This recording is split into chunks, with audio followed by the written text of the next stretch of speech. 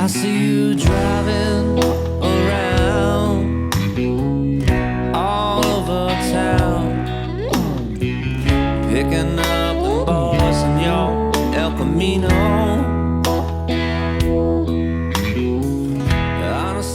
Hey guys, welcome back to my channel. I'm Tommy Zamp, and today we are going into episode 4 of Inside the Mix for my latest single, El Camino. I'm joined by the one and only Jay Brown at Starling Studios up in Saratoga Springs. All the links are going to be listed below in the description box. And before we get started, if you haven't already, hit that subscribe button, the little bell icon, so you can be notified of all of my awesome releases that are coming out. And leave a comment below. Let me know what you think. So without further ado, let's get right into this. Jay, what's going on, brother? Not much, man. Glad to be back for another episode 4 of the year. We're doing pretty well. Staying on schedule so far. I'm impressed. So far, yes. 8 more to go. How are they shaping up? So far, so good, man. So far, so good. We just had I had a great recording session with my buddy Dibs at his studio, Lucky 7 Studios in Ossining. Awesome. And next month, he's going to join us. So we're gonna talk a little bit about what mics we use on the drums and the process that he uses at his place, and it'll be cool. So stay tuned for next month as well. See, that's why you guys got to hit that subscribe button. I'll be here. Well, that's good. That is good. So I also, when we get into it, I want to talk a little bit about when we get to the guitar part, the guitar tone that I was able to nail out. So we'll talk about how you mixed it as well, but then we're going to do a sidestep on the on a little surprise I used. Ooh, so cool. Yeah, there were some really cool tones in this. So I'm psyched to hear what you did. I normally don't know anything about it. Just listen to it and do what I can to it. So, or do what I need to, not what I can. It's usually not. Well, it sounds great, man. And the response I got, and the reason I brought that up is a few people have actually reached out and said it had a very Jimi Hendrix-esque sort of vibe. Yeah. And we're wondering what I did to accomplish that tone. So we'll get into that when we get there. Cool. Well, let's take a look at the mix. Mm-hmm. Here we go.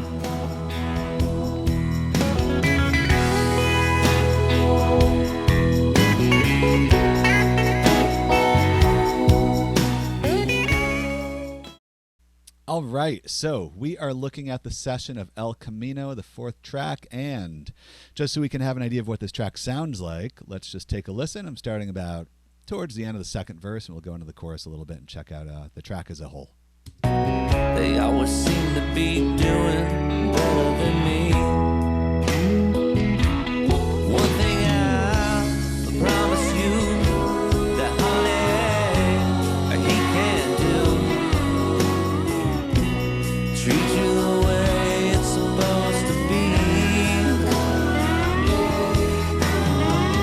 You keep running around every boy in town. I've been in the back of your El Camino.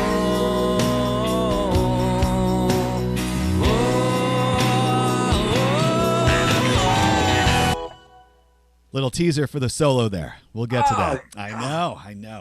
We'll get to it. Good. It's getting good. I know. No, this is a really cool track, and yeah, definitely the guitar tones are awesome. So as we usually do, we're just going to go through some of this stuff. If you've been watching the previous episode, some of this might be a little bit of repeat, so I won't go too deep into a lot of this because I do want to hear all about the guitars. We've got some cool backing vocals on this one to talk about, some key parts, and just some things that are a little different than the other 3 tracks we've looked at so far. But let's start, as always, with the drums. These were once again recorded by Dave Tyo. Did a great job. As always, they're clean. They are punchy. They are in phase, and everything sounds really good. This song did start off with a cross stick, so if we isolate the drums and just check these out, this is what we're listening to.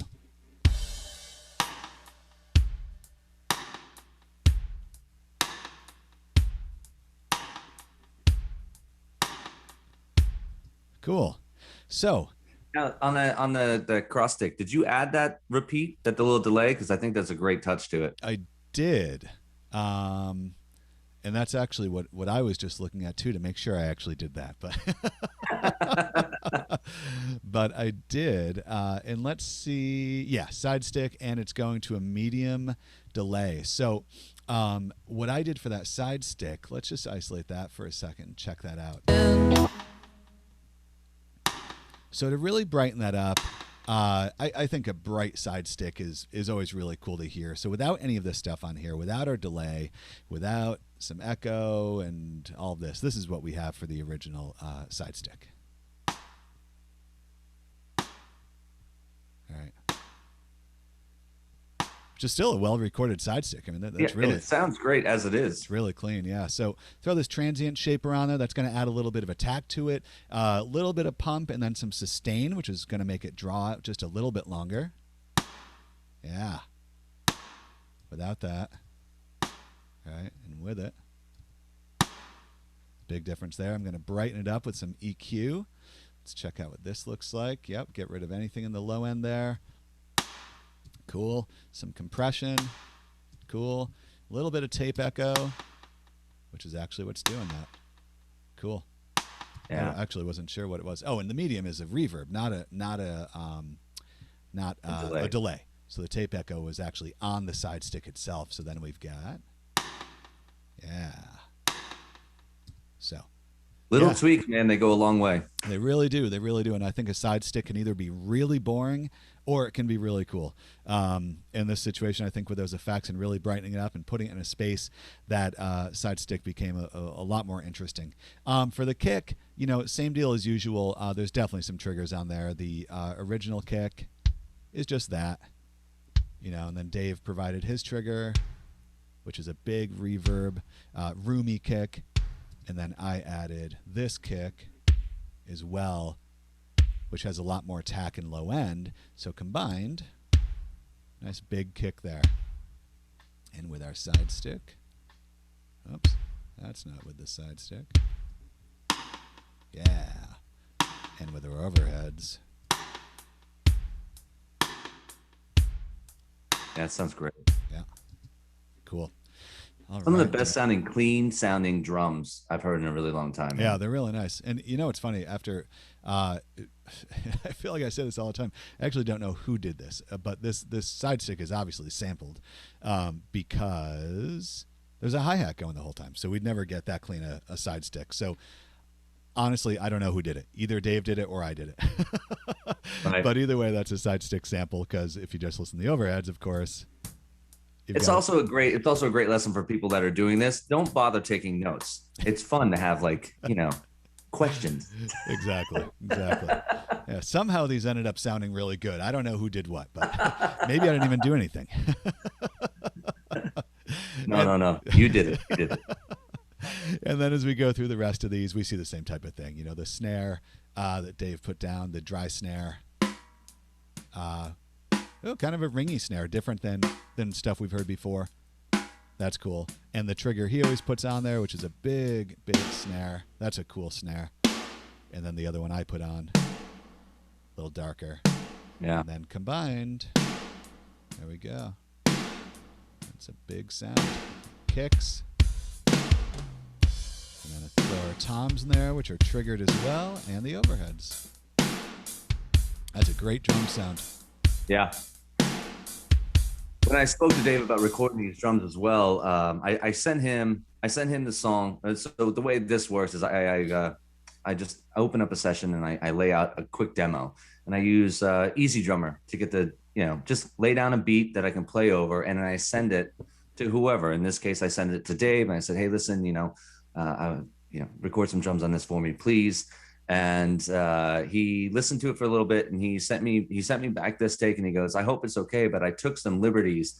And that's why he decided to go with the side stick to start off with, and then opened up. And you can hear as the song continues throughout, the drums get a little more aggressive, if you will, but still laid back through the entire performance. And one more shout out to Dave Tyo. Great job, my friend. Yeah, absolutely. Yeah, and he always does a great job as far as opening stuff up.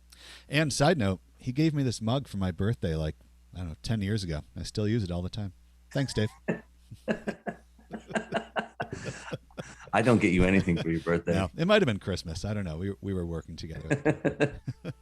But yeah, no, definitely. He does some really cool stuff and really tasteful tom fills through here, you know. Always good. In the mix, Every boy in town, I've been in the back of your El Camino. Yeah. So all that goes to a drum bus. There's a compressor on there, which I think Dave put on there. And then there is the New York City NYC parallel compression on there as well, which I always do with drums. As I always say, some people are totally against parallel compression. I am not one of those people. I think it can really make something sound bigger, especially in a song like this. So those are the drums. As far as other...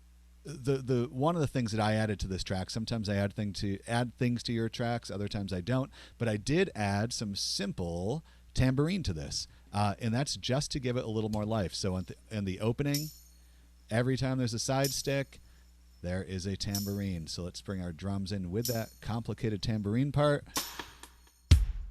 You know, but without that, you know, you just get the side stick. So again, just adding a little more flavor to it. Here it is with it. Whoops. Whoops. Cool. There we go. All right.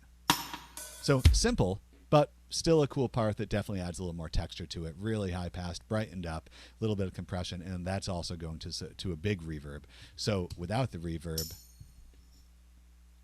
that's all it is. It sounds, you know, really small and mono. With the big reverb, we hear it out here a little bit more, so it is seeming like it's actually in a space. And then when the verses kick in, I added in this tambourine, which sounds really roomy without the reverb on there. And so in the mix, Find a man that'll treat you this way. You'll run around. just keeps it moving. You know? Yeah. And I'm not going to say this is a new trick by any means, but people I've worked with over the years have definitely heard me say, oh, we got to have a tambourine on there. And one of the reasons I always think that is because of the days that Fixer spent working with producer Brian Howes, who was like, you got to have a tambourine in every song.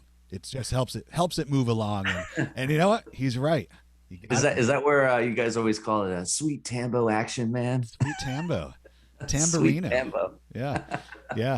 But he's right. You got a tambourine in there. And it doesn't even have to be something that's really heard.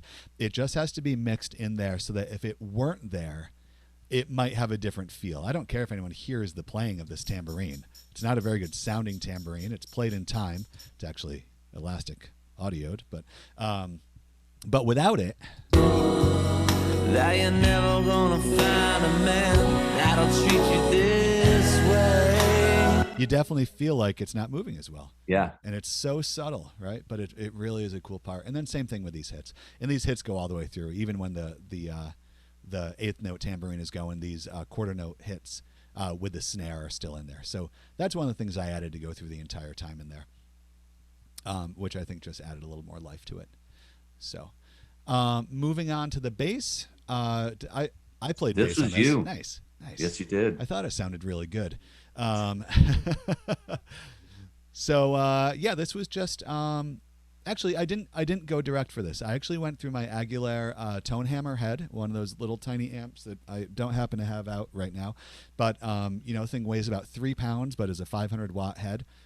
Killer tone. I used my Ernie Ball Music Man bass, and that's where this whole tone came from.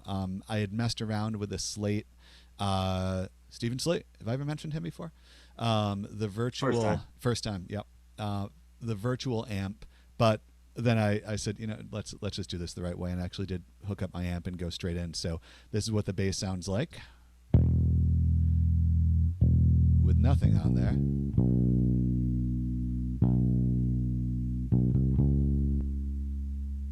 So that's what it really sounds like without the parallel compression, without everything else. And then with that, with the R bass to add some low end. And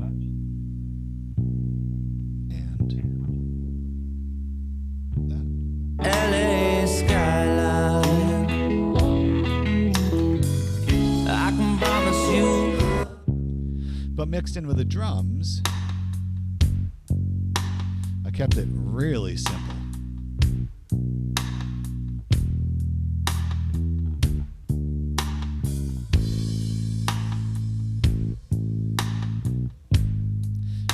those roots, keeping it simple. I think on the verses I might have followed your line a little bit more. Yep. So with the guitars, that's kind of what you're doing. Yeah, that's all the bass was. Actually, looks like my performance was pretty good. There's only a couple punches. Your bass is you played the Music Man on that one, right? I did. Yep. Yeah. Yep, absolutely. And that's the bass part. And you know, I'm sure it got a little more complicated towards the end. If we check that out with the drums, we can see what that's like. Even just smaller fills like that. But still really simple stuff. Tambo. There it is. Now it's a hit. Effective. Brian Howes was right. And then this is where I'd say it's up the charts at #1 right now. So Yeah. if you don't believe me, go check it out and see for yourself. Exactly. Number one tambourine song. Exactly. So that's the bass. And then let's just, let's check out the stuff that you sent before we get into anything else that I added to this. So the acoustic guitar, let's check that out.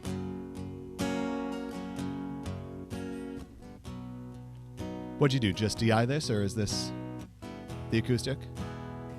Or is that with a mic? This is DI, actually.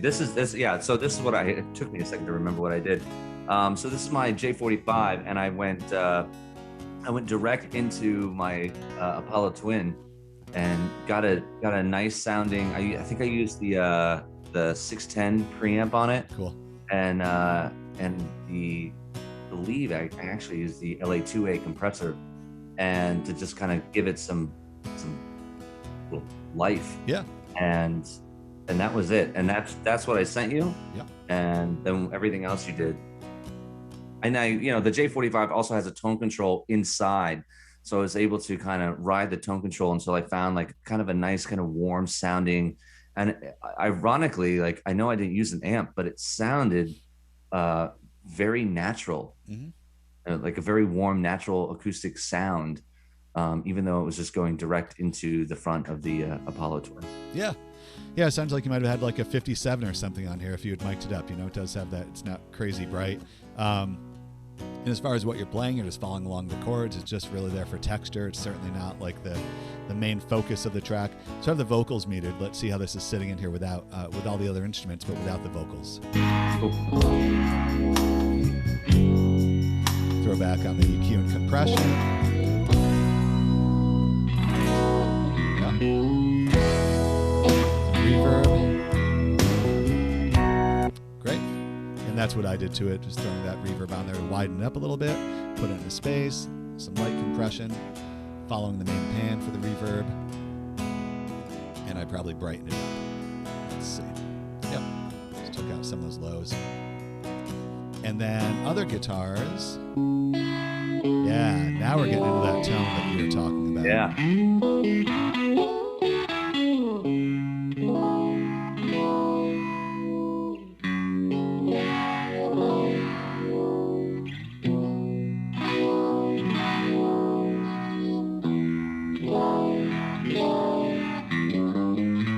It's really interesting. That when I first listened to this, it took me a second to even kind of. I was like, "Is something weird in there?" But I mean, that's a really, really cool tone. It's so metallic-y and like, it's like you're playing through a spring or something. I mean, it's really cool. So let's hear about it. Well, Jay, you want to know what I did? So here it is. Here's a little unpaid promotion for the man himself. I talked to his name is Dustin, and he makes Sir Henry. This is a Univibe, and I actually I came across him on Instagram. I don't even know what I was doing. Who was the guy that was using this that I was like, oh, that thing sounds pretty rad. I can't remember, but if I do, I'll link it in the description below. But anyway, so I saw a few things on Instagram about this, and I've always kind of wanted a Univibe, and being a big Hendrix fan and all that, I kind of wanted to dive into that. And it's fun to get a different pedal, and it'll add so much more. to your sound, and you can be a little more creative, and you can actually use it and be inspired by the sound that you get out of a certain pedal. So there will be, I am going to do a actual video on this pedal itself. So stay tuned to the channel, and I'm going to do a very in-depth dive into it. But real quick, you get a couple different options. You get a chorus effect, or you get a vibrato. And I use this. It's got a volume, depth, and a speed. And I just ran this into, I used my Strat, and I went into my Bonsai for a little bit of to punch it a little bit, for some grit, right into my 68 Deluxe Reverb, and then into the aux box, where I was able to use a couple of stereo room mics, and I've gone into the wonder that is the aux box before in a video you can probably see right here. But that's what I did. And I kind of tweaked it a little bit. And a few people actually reached out to me and said, hey, listen, I was listening to the song, and I love that like Hendrix vibe you have. And I honestly, I have to say it's all because of the Sir Henry Univibe pedal. And it was a blast to kind of sit there and tweak out the knobs and get its tone that I wanted on my Strat right there. I don't know if you can see it, but that is what I did. And in fact, I lied. I used my Hot Rod DeVille, not my 68 Deluxe Reverb. I used the Hot Rod DeVille, and the clean tones out of that amp. I mean, you had this amp at your place for a little while. Yeah. The clean sounds out of the DeVille, it's like no other. They're killer. Yeah. Unbelievable. That's an amazing amp for clean guitar. That's awesome. Yeah. And that's what I did. And I kept it real simple. I'm not a big, like, I don't have like a giant pedal board. I don't do a lot of craziness. I get like a good sound that I like, and I use it on everything. So I tweaked the settings on the Univibe pedal, the Sir Henry, a little bit from what I did on the rhythm section to what I did on the solo. And it's even on there on the slide stuff. And it kind of added this like glassiness sound that you can really hear. It definitely did. Yeah. And I mean, that's just a really cool part in addition. So killer track. I mean, just to listen to this guitar part is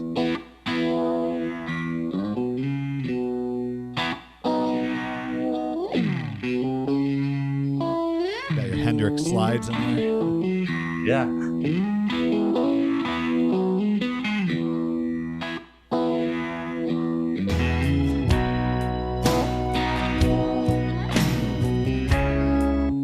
That's really cool. So then you're saying you use the same kind of setup for these additional parts. Let's check out the slide part. Let's hear it by itself first.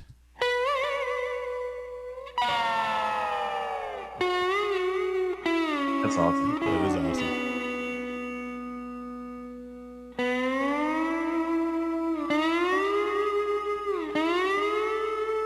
So obviously you've got a lot of delay and reverb on there as well. I didn't do any of that. That's all right. What you printed on there. Yeah, that's all. And that's all right out of the aux box. I dial it all in through the app.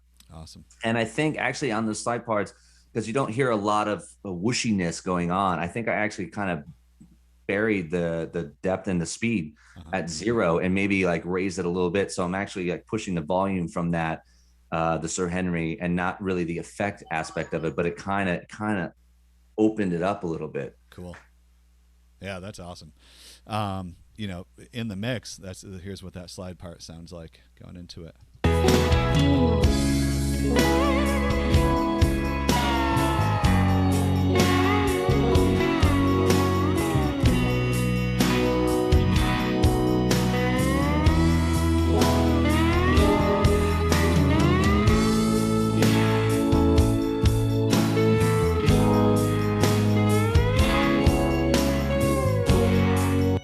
That's cool.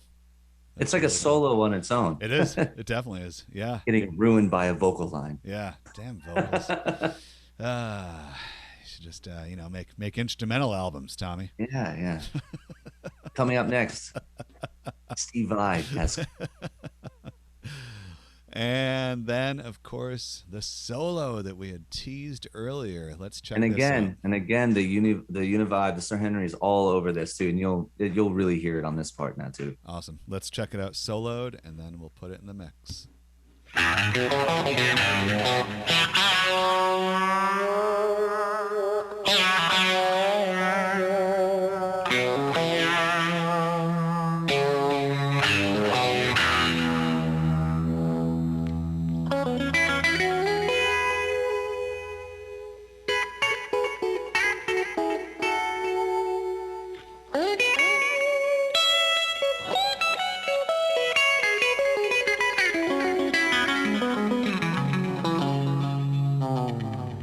nice, man. So tasteful. And Different. you can hear like the clanginess of the strings. Like it really, Yep. No, that's pretty incredible. That's really cool. We won't listen to the whole thing, but here it is in the mix.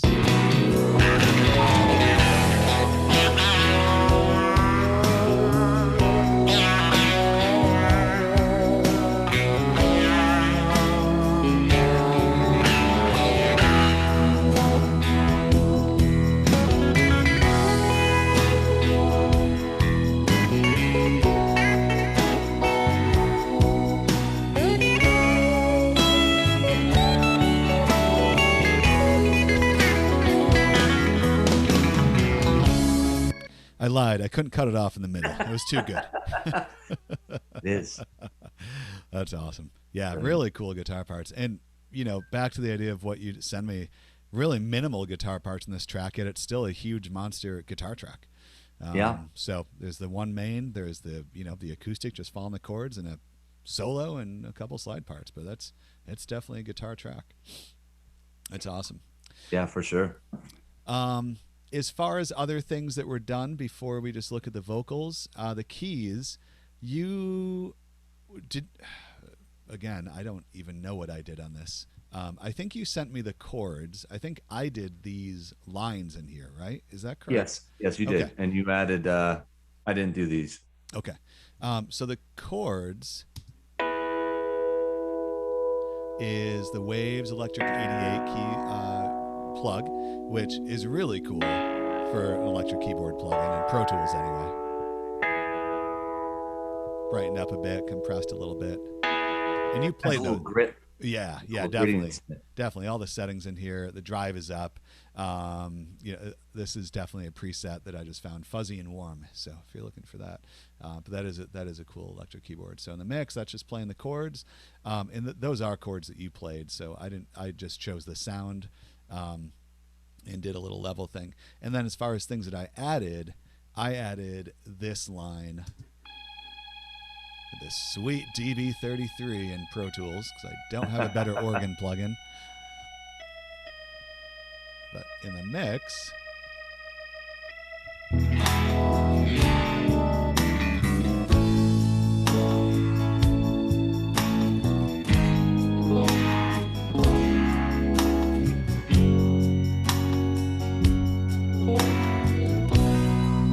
and it looks like it gets more complicated over here on the second verse.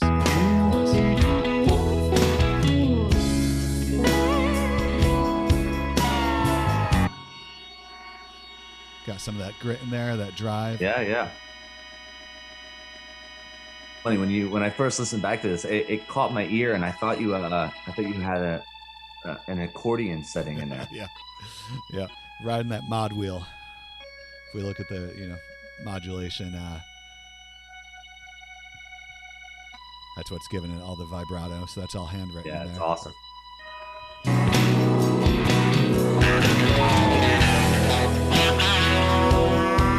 It's all just textures, just following the chords. There's a couple lines in there that give it a very, and I mentioned this to you before, but when the lights go down in the city, down, Yeah, bow, waiting for that bow, bow, bow to come in on the.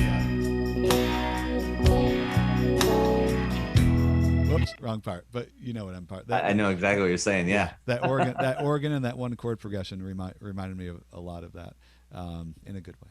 So that's really, as far as instrumentation, that's everything that's in here. And then we've got the vocals. There was one vocal track in this, which was great. And then the other big part that's kind of acting as an instrument in here are all of the vocal pads that you did, which I think are really cool. So if we check those out, we will look at the lead in a second, but here's what the pads sound like. Just kidding. That's muted still.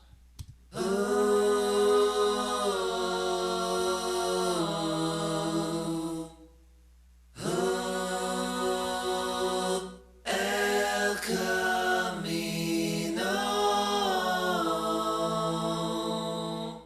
And in the mix. Honey, when we are through, that you're never gonna find a man that'll treat you this way. You Really cool parts. And if you'll notice, no tuning on there. Nice. Yeah. I was gonna say, I was like, I didn't want to jump the gun on that. I was like, man, that sounds really good. Does sound really good. Yeah. I don't want to put my foot in my mouth and say, well, you know, I don't see any vocal tuning, and you're like, oh, but it's right here. I actually re-sang them all too. Brilliant. No, but you know, it's funny. You must have added something because or they just sound wider. Did you spread them out? Then wider than when? Than what I sent you, because what I sent, yeah. They're panned out pretty far. Actually, I was going to say I don't think I have any in the center, but that's not correct. I do have 2 in the center, which is surprising. Honestly, I probably overlooked that because I would have put those out wide. For any of these pads like this, I always try to make things really wide, especially when there's not much else going on instrumentally. And then EQ-wise, without opening this, I bet all of the lows are cut out pretty hard. Oh, never mind. Forget I said that. They're not cut out as hard as I thought. And then here's my favorite plugin these days for stuff like this, Fresh Air. Fresh Air. That's what's adding a lot of that brightness to it. Looks like I had a doubler on there, but didn't actually use it. And then they're all going to a reverb. And maybe that's adding a lot of width to this as well, honestly. Because it is my big verb. I've mentioned before how I have the same kind of aux track set up all the time. And I bet if we open this up, it's going to say pretty wide on here. And width is all the way up. So yeah, that might be what's adding a lot of that width to it. So if we check those out without the reverb. Yeah. Definitely. And it's the first thing that stands out in your head. As soon as you listen to it, it's like, wow, they're like way over here. Yeah, definitely. Yeah, and those are the backing vocals. The same thing happens a few times. Really, really cool parts. Love the harmonies. I like how they come in on the guitar solo too.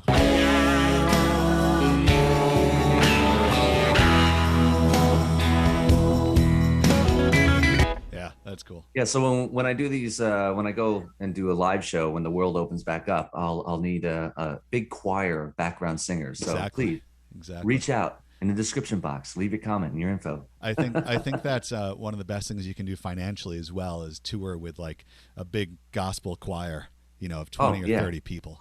Yeah, it's very cheap. There's no overhead. Salads, you know, only for this song. And meals are just, you know, here's a bag of lettuce. Have at it. And you have to get to the gig on your own. Yeah. See you there. And no drink tokens. I need all 2 of those. Drink tokens. Oh my God. You remember those? I remember a token or 2. Yeah. Scrounging up when you go on tour with other bands and they're like, oh yeah, we don't drink. Great. Can I have your tokens? That'd be awesome. Or your tickets, drink tickets. Who took the tickets? I think Rev still has them all. Well, I think it was Rev's idea to go to to a store and buy just generic red tickets.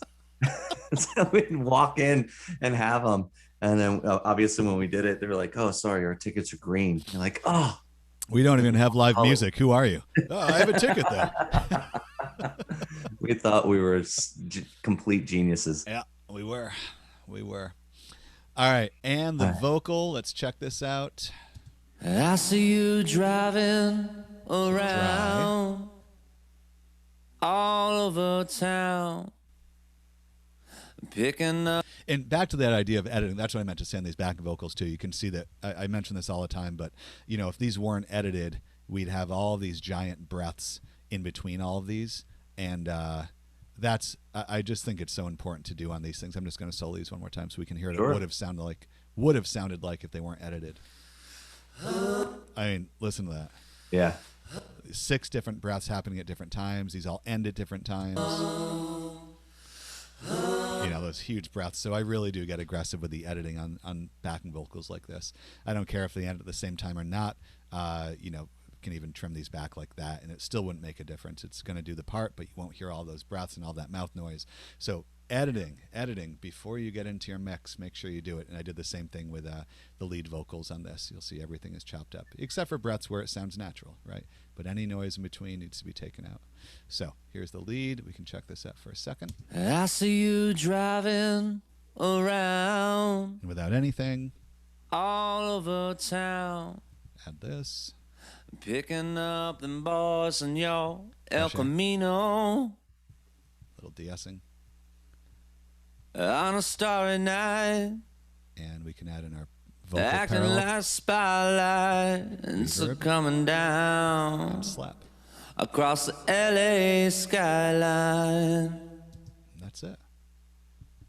Beautiful. So I see that you do it in a particular order too. Obviously, like your signal chain, just like, you know, playing guitar, it's going to go a certain way. Everything behind that is going to be affected. Yeah. And it's almost like, you know, you're EQing and you're cleaning it all up, adding some compression, cleaning it up, and then you add a little bit of fresh air to brighten it up. And then the big sonic difference is when you start adding in some reverb and the slap delay, and that's when everything kind of blooms open again. Yeah, that's exactly right. Yeah. You clean up first, then start adding stuff that you want, and you'll notice that, you know, all the way across my whoops, what am I doing here? Sorry, wrong shortcut or wrong window selected. All of my second inputs are EQs. All of my thirds are compression. Then I get into things that are going to enhance the sound. If a de-esser is used, I always put it last. You can read articles about all that stuff saying, oh, you should use it here or here, but whatever works for you. But I do have a habit of putting everything in the place where it should be. And that way I always know where it is. You know, top slot is always left open for things like instruments or tuning or something like a transient shaper, which is really determining the sound that is then traveling down that channel strip. And because that's what this is, it is a channel strip. So it's all serial. So whatever I do here then affects what goes into here, which affects what goes into there, etc. So yeah, absolutely. And it's just it's been doing this for a long time. My color coding is always the same. My labeling is always the same. My auxes are always the same. And it's just kind of the habits I've gotten into, but it really helps you stay organized if you have a system like that. So, yep, definitely. That's really what went into this track, mastering stuff. Again, if you've watched some of the other episodes, which I encourage you to do, I definitely get deeper into that. We don't need to talk a ton about it, but there's some ozone, there's the slate mastering, and then my loudness meter just to see where I am, because again, as I'm mixing these tracks for this particular project, I am mastering them as I go. And in my Magic AB reference plugin, I do have the other track that's similar that we worked on. So I've got This Is What It Feels Like in here. So while I was mixing, I would jump to that and say, does it sound like it should be on the same album? Is it sonically the same? Is it level-wise the same? And hopefully the answer was yes. And that way I'm not going back in after I bounce this or print it and remastering the track, right? So, yeah. Brilliant. Well, you did it again, man. You did it again. Great stuff. I think we're both doing a pretty good job on this project. This is awesome. So 8 more to go, Jay. 8 more to go. Yeah. The next one might just be a solo tambourine recording. We'll see. You never know. Never know. I do know. I will say this. The next couple of tracks that are going to come out are definitely rocking. Yeah. Yep. And I'm looking forward to that. And it was fun to be in the studio with the guys to get this done. So actually on these tracks as well, I'll give a quick shout out. Coming up, Mike Mayenza played drums on them, and my buddy Drew Mortali, he played bass. And so all that will be disclosed in the future on the next few months over the releases for May through August. But yeah, it's gonna be great, man. Awesome. Well, looking forward to the rest, and to everyone tuning in. Subscribe, keep following us. This is going to be it's been a lot of fun. It's only going to get better. We're just getting started, as they say, right? Just getting started. They know what they are talking about. They do. So guys, thanks so much again for checking out my channel. I'm Tommy Zamp. This is Jay Brown over at Starling Studios. Follow him on Instagram and Facebook. All the links are going to be listed below in the description box as well. Big shout out again to Dave Tyo. Thanks again, brother, for laying down some epic rhythm and percussion.